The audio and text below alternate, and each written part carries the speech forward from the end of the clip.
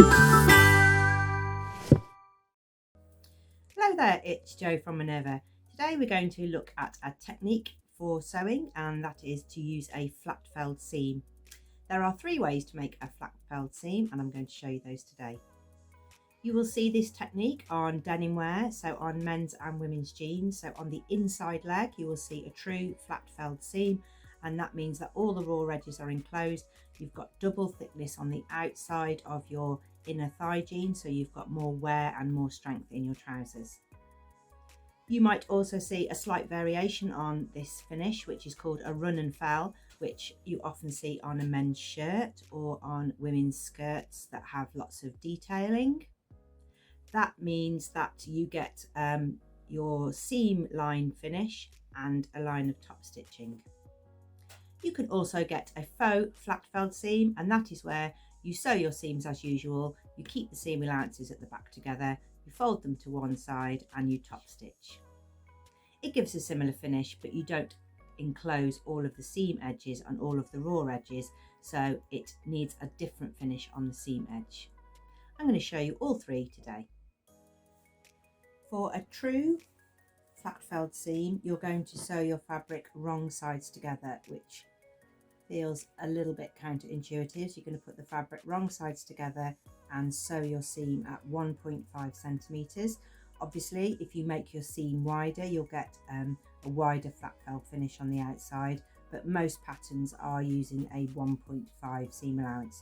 I've used a different coloured thread in the bobbin so that you can see a red colour, like the navy's escaping the view of the camera, so I've got red on this side. When you've sewn the seam, you're going to press the seam open because you're going to treat each side of that seam allowance differently. Press the seam to one side, you'll be able to see your seam line, and trim out the opposite seam, so layer that out by half, as that's the seam that you're going to enclose using the other half. Fold the wider seam allowance over the layered out one.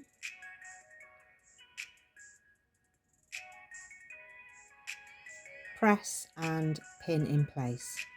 It's a little bit fiddly, so this is where it takes the time.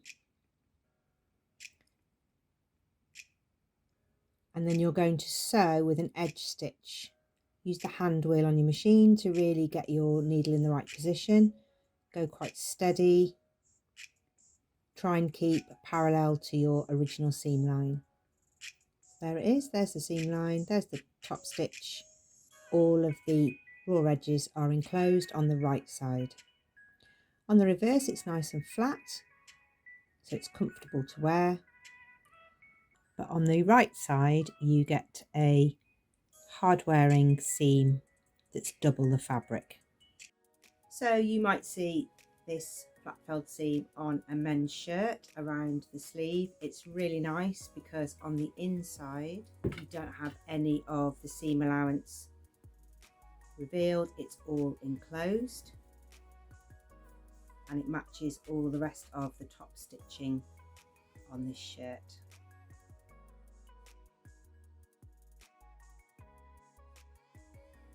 Another type of seam you might see on men's shirts is a run and fell, so it's a little bit tricky to see, but a run and fell has the seam line and 1 row of stitching.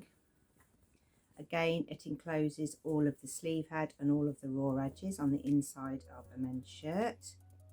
This one's got quite a lot of different features, but this is called a run and fell, and I'll show you how that's different.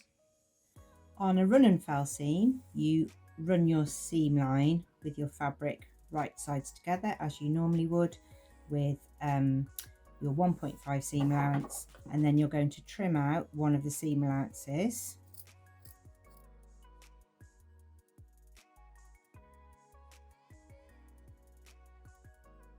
And press and sew from the wrong side. So you're going to do that same little press technique that you did where you enclose all of that raw edge, but you're doing everything on the wrong side of the fabric this time instead of the right side. It's all pressed and pinned down, and now I'm going to sew this from the wrong side.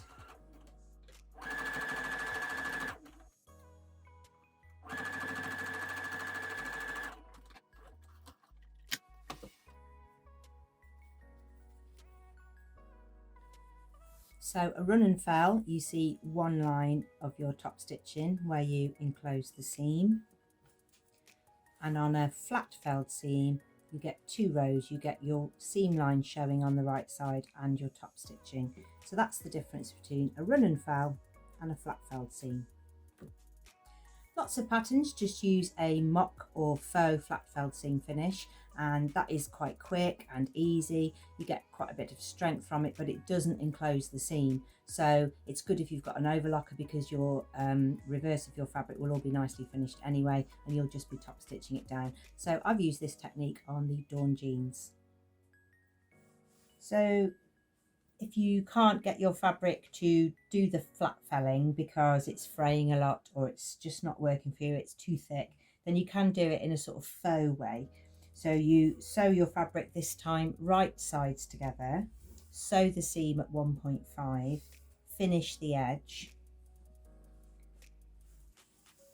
press the seam so it's nice and flat, and then you can edge stitch really close to the join and then do a top stitch 6mm away, and it will look like a flat felled seam, but all of the seam allowance will be at the back. You're not trying to tuck it all in along the front.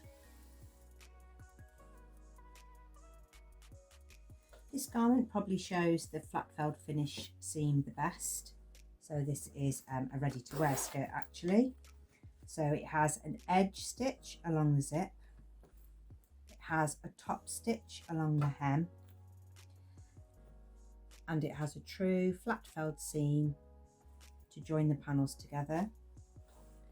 On the side seam it's just a seam with no extra finishes, and then you have edge stitching around the waistband. All of these different techniques have different purposes, but they also give the item its final finish. So there we are, 3 different types of flat felled seam finish. Do try it, especially on men's shirts or on women's shirts, rather than just having a raw edge on the inside of your sleeve head. Then just finishing it off with a mock flat felled seam makes it look really neat on the inside, but also have a little go at that run and fell. Do head over to Minerva, where you'll find tutorials for learning to sew, techniques and full sew-alongs. We would love you to make an account with us so that you can share your makes and share your techniques and experiences. You can do that on Minerva, and you can also check out the Craft Club. Thank you very much for watching. See you again soon.